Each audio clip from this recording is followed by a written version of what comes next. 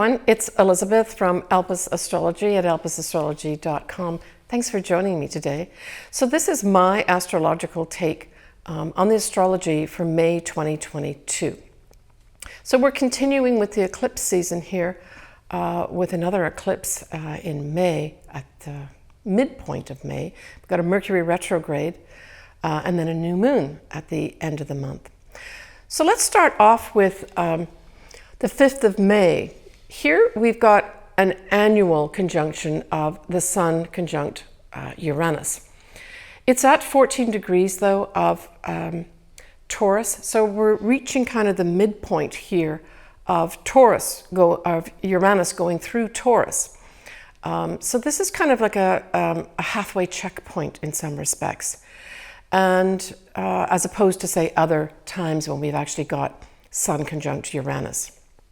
So take a look to see if you've got anything, say, around 14 degrees of Taurus or in the opposite sign, 14 degrees of Scorpio. There may be some significance that happens to you here with regards to something as ethereal as a major connection with the universe where you feel that you're getting messages. It can also represent a wake-up or a shake-up as well, right? And when we look at the fact that we've got both the Sun and Uranus in the sign of the Earth sign of Taurus, this can be something like an Earth event, right? So that could be typically an earthquake, a volcano, that sort of thing can also happen around this time. Now, the next thing we have happening that starts on the 10th of May, we are going to have a Mercury retrograde. And it's happening in the sign that is ruled by Mercury, and that would be Gemini. So it starts its retrograde on the 10th of May at 4 Gemini, 50 minutes. It does go direct the next month on the 3rd of June, but it's going to be at 26 degrees of Taurus. And so this Mercury retrograde covers both these signs. And what's interesting that I thought when I looked at the ephemeris and the chart for this Mercury retrograde on the 10th of May, this retrograde happens very close to the time when Jupiter is going to be ingressing into Aries out of Pisces. I thought that was interesting too. So it kind of is, in many ways, this Jupiter going into Aries is kind of ushering in new types of things, getting on new paths and new things opening up for us.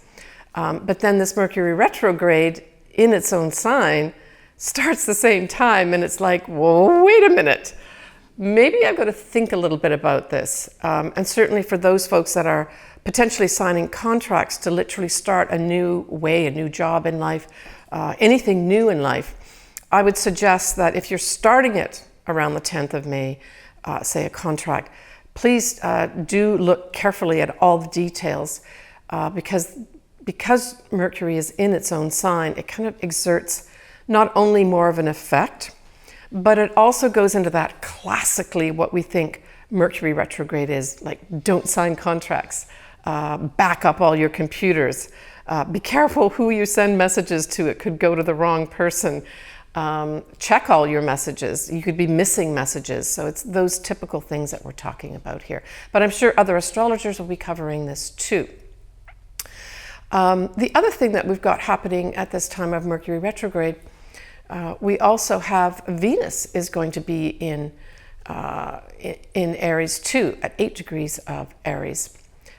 Also exerting kind of newness with regards to money, love, and our values, where we may really value ourselves a lot more. We've got the Sun will be sextiling this Mars that's still in Pisces at this time. And so this says to me that this is kind of giving opportunities with regards to Mars is now in the spiritual sign of Pisces. So this is really asking us to harness some of those spiritual types of feelings that we may have, or spiritual endeavors that we initiated, say back in April. For some of us may have gone into more the metaphysical and spiritual things with regards to that whole Jupiter conjunct Neptune, right? That happened essentially around point of April, but continued throughout April, and to some extent still carries on a little bit into May too. We have Mars at this time also is going to be sextiling the north nodes of the that are actually in Taurus right now. And this will be occurring at the time of the total eclipse that we have happening on the 15th of May. So when we've got something like this configuration of Mars, which is energy, providing opportunities to this whole new destiny path for ourselves, it's something to pay attention to. Now, this eclipse that I'm going to be talking about in a few minutes occurs on the 15th of May. It is a full moon total eclipse. And I did a whole video on this. So in my video that I did, I go into a lot more details. I go into all the sun signs and the ascendants. I'll put the link down below here if you would like to actually review that video as well. I will cover it too in a little bit of detail here. And I will also cover this as well as the new moon in Gemini towards the end for each of the ascendants and or the sun signs. But we've got all timestamps in the video as well as below in the text box for those that want to either go directly to certain things and bypass my intro. Your choice. So let's get back to this total eclipse that's a full moon. Again, it's on the 15th of May. It's at 9:15 p.m. Pacific Daylight Time, and it's at 25 degrees of Scorpio, 18 minutes. So we know that Scorpio, you're being highlighted here, and then certainly those folks that maybe have an ascendant around this time too. Both the sun and the moon are going to be squaring up with Saturn, and Saturn is in Aquarius at this time. The moon will trine both Mars as well as Neptune, both of whom are in the sign of Pisces. And that is at about 24 degrees actually. And that was of interest to me too, because I thought, wow, well that 24 degree mark is very close to the degree point in mid-April, where we actually had that once in a lifetime conjunction of Jupiter and Neptune together, right? So this brings in kind of like an favorable opportunities for folks that maybe started something or made some decisions in April with regards to either a dream coming true, reaching for dreams, putting wishes into effect, or just exploring the spiritual side of their lives, or maybe some even enjoying some miracles. This can just add more favorable energy and action, right, when we talk about Mars here. So that's something to look forward to at this eclipse. We have Mercury that is retrograde, as I spoke about earlier, and it will be sextiling Jupiter, which is, as I said, just into Aries right now, right? And so this to me says that there could be some opportunities with the retrograde Mercury and then the Jupiter here sort of illuminating things or making things bigger. Some misunderstandings could get blown up a little bit here. And certainly because now Jupiter has ingressed into Aries, it's going to have a few people that are going to be self-righteous and saying, we're going to do this my way or not. And maybe communicating those things to different folks too. It's also classically could be gaslighting, could be going on big time at this full moon eclipse too, with this influence of Mercury retrograde sextiling Jupiter.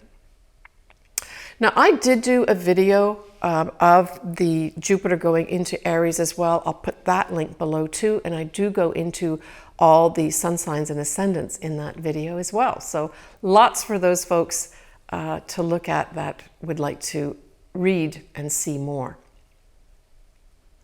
So Jupiter's going to be staying in Aries and going up to 8 degrees of Aries in 2022. Before it'll retrograde back into the latter degrees of Pisces. And that's going to be really towards the end of this year, around mid-October 2022, where it'll take that dip back into Pisces again. So we're still on this total eclipse in Scorpio, and we have a wide sextile with the moon to Pluto.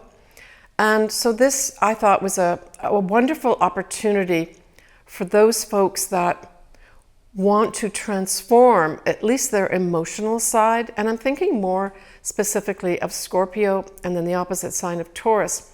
There may be some real opportunities here at this eclipse that maybe come out of the blue to totally transform your life. So stay open and aware. But this is an effect for all of us. It just happens to be that the moon, which of course is in Scorpio, is most affected. We have a Venus that is in Aries, as I mentioned, and it's going to be conjuncting the wounded healer of Chiron.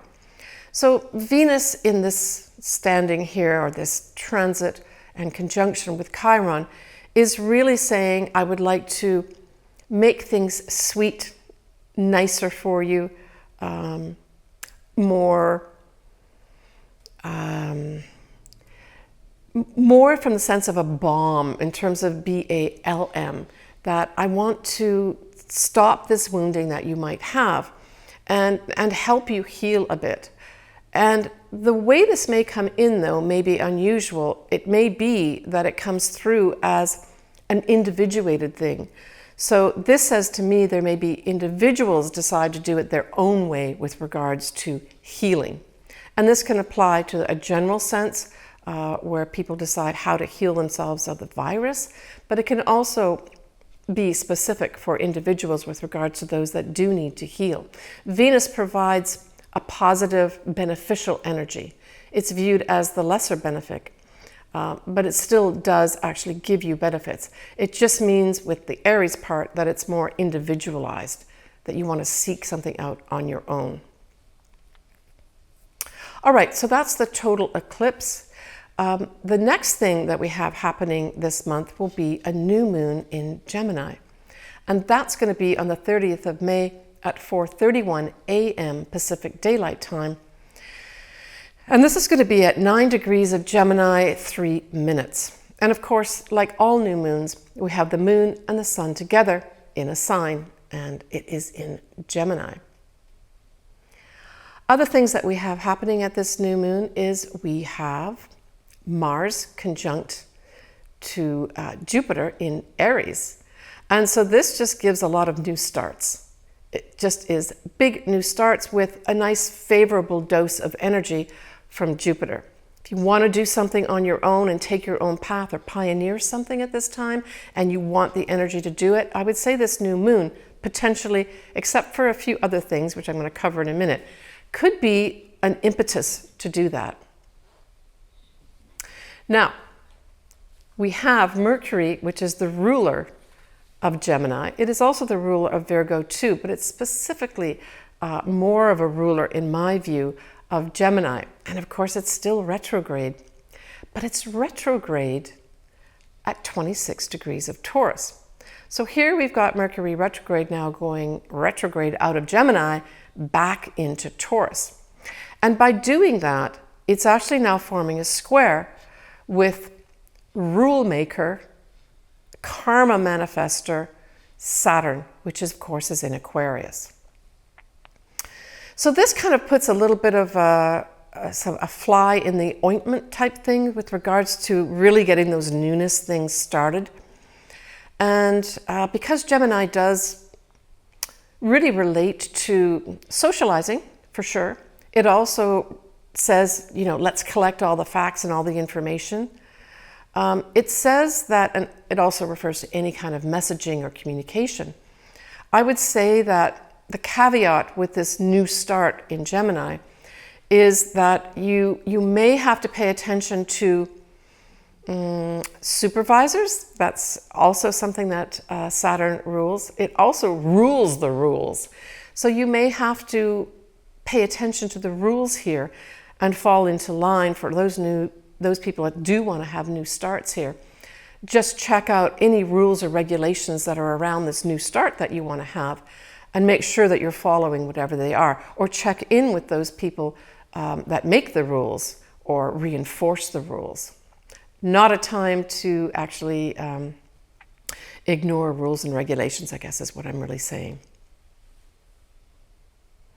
Yeah, so when Mercury does go direct, it will be in Gemini, just for those that are interested. I'll cover this in my June video, but it will go direct at 9 degrees of Gemini on the 23rd of June, those that want to make note of that on their own calendars. So this may be a time when the newness of this new moon really manifests, when the Mercury that's retrograde at this new moon goes direct. But there may even be a second delay, or maybe a rethink or a reconsideration as a result of Mars going retrograde in October. Now, I will cover this in more detail later on, but I wanted to mention it here because it all ties into this new moon in Gemini.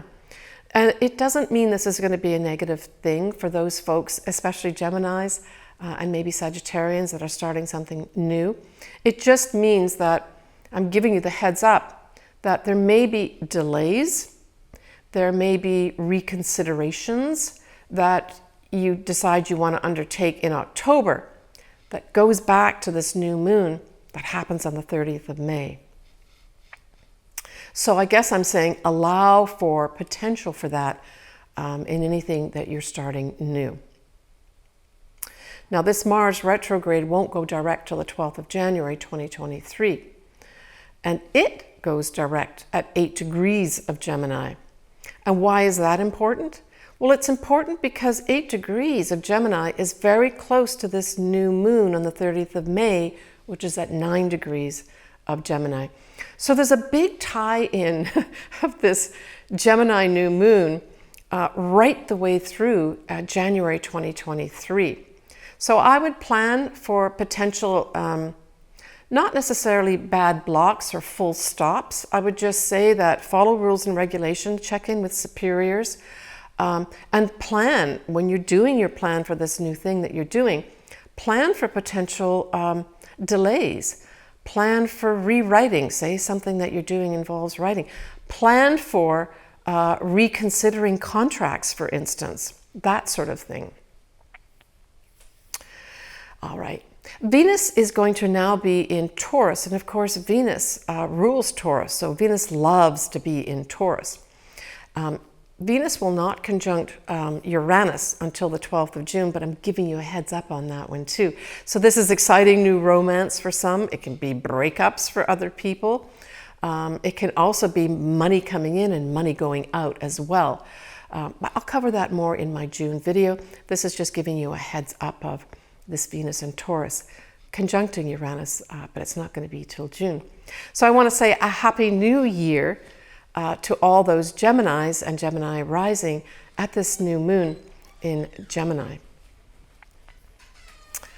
I wanted to give a shout out to all those folks that kindly not only sent me some money for my dog Sasha, but also really inquired about her on a regular basis and really reached out to me. I really appreciate all your concern and all those folks that did send me some money to get her surgery done.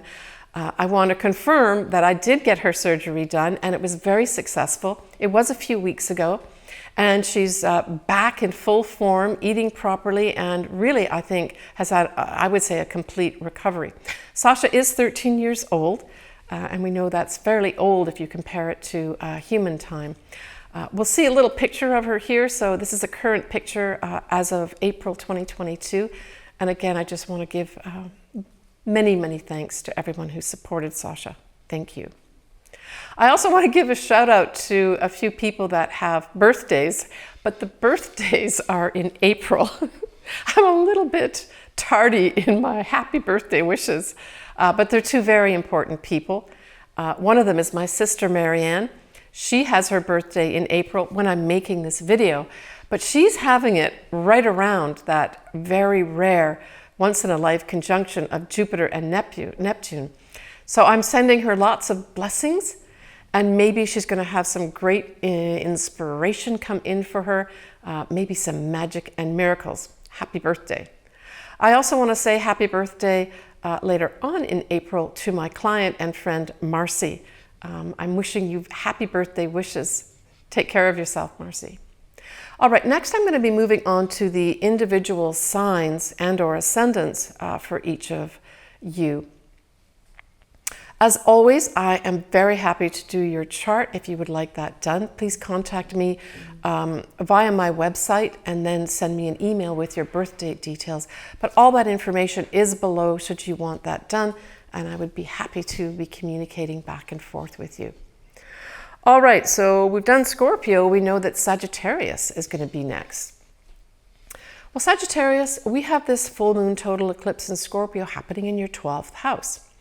So I would say that this is probably going to be a time where your inner world is going to be lit up. There's going to be a big, big light, like a searchlight going on inside of what you've been doing.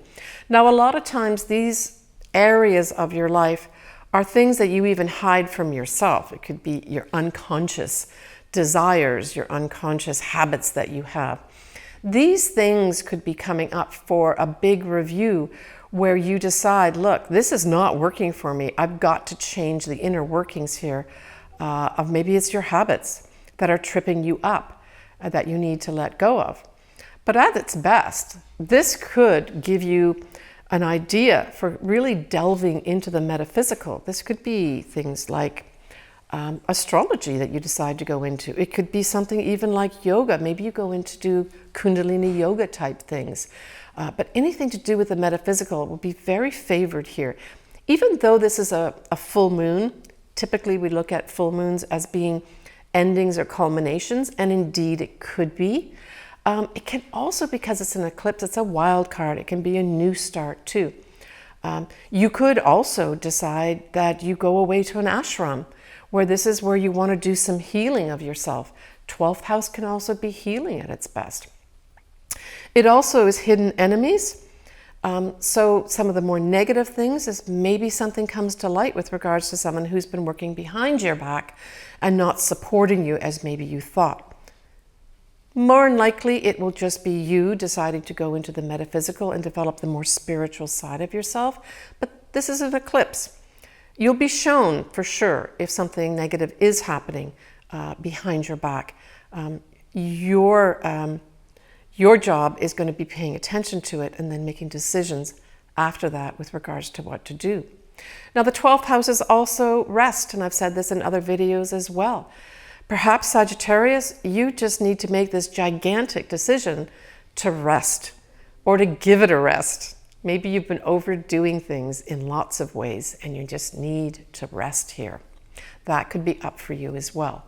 Whatever it is, because it's a total eclipse, it's meant to change something in your life. And your job really is to pay attention to what comes up at this time, Sagittarius. And then to, in a logical way, make a decision what needs to be changed. And a lot of this is going to be internal stuff. Maybe some things that you've been ignoring too, Sagittarius. That's okay, we're all human. Now, when we look at the new moon in Gemini at the end of the month, that's going to be in your 7th house. And the 7th house is partnerships and clients. Now, the partnerships can be your marriage partnership, it can be your business partnerships, or any partnerships. It could be your lawyer for that matter. It can be your trainer, anywhere where you sign a contract, right, Sagittarius? Now, because it's an opposition, there could be some challenges here where this partner or partnership is challenging you and maybe asking you for something or telling you things, and perhaps some of these things you don't want to hear. Remember, this is in Gemini, right, Sagittarius? So you may not want to hear what your partner is saying to you or your business partner has to say to you. You may not like what you're hearing. But the idea here is that you're supposed to make a new start with regards to partnerships and clients. That's the ultimate thing behind this new moon. We also, as I mentioned earlier in the introduction, we have Mars here in October, right, to January 2023. So this may have you, because this kind of directly affects you more than most signs, Sagittarius. So this new moon in Gemini is going to be directly affecting Geminis, obviously, but it's going to be affecting the opposite sign, which is you, Sagittarius. But it's going to be the partner or partnership or the clients that are going to be kind of running the show to some extent. And you're going to have to be listening, that's the Gemini, right? And maybe collecting the information and deciding what to do with it later on. But it's not going to be just a one-off. Because we have the Mercury retrograde happening around this time, and we've got the Mars happening in October, this may, whatever does come up as new at this time, this may have you dealing with it throughout the year. It may not just be a one-off, where you maybe have to redo things and maybe take action, but it's going to be action that's not necessarily going to move it forward. The needle may not be moved forward. It may mean that you have to readjust something. So I guess I'm just giving you the heads up on Sagittarius that just be prepared at this new moon. It's not just going to end at the new moon. It may rear its head again. And again, this doesn't have to be a negative thing. It may be something that you didn't consider with regards to a partnership that comes up, say, in October, that you got to deal with. At least I've given you the heads up that something like that may happen, and you can plan for that now at the Mercury retrograde, right? So that's what I'm trying to do for you, Sagittarius. Take care, Sagittarius. All right, I want to say I wish everybody a wonderful May. And I look forward to hearing from everybody in their comments. I really enjoy hearing from everybody, and there's a lot more people communicating with me. As I mentioned earlier, I love to do your chart. Everything is below in terms of what you need to do. We've got coming up in June a few things. I mentioned that we've got a Venus that's going to be going into Taurus conjuncting Uranus. I would say that's going to be one of the bigger things that's going to be happening in June. Exciting new romance for some people. Other people will have some breakups. I'll talk about that more in my June video. Please take care of yourself. Take care of all the people that you love around you. I'm sending everybody a lot of positive energy, and we'll talk to you soon.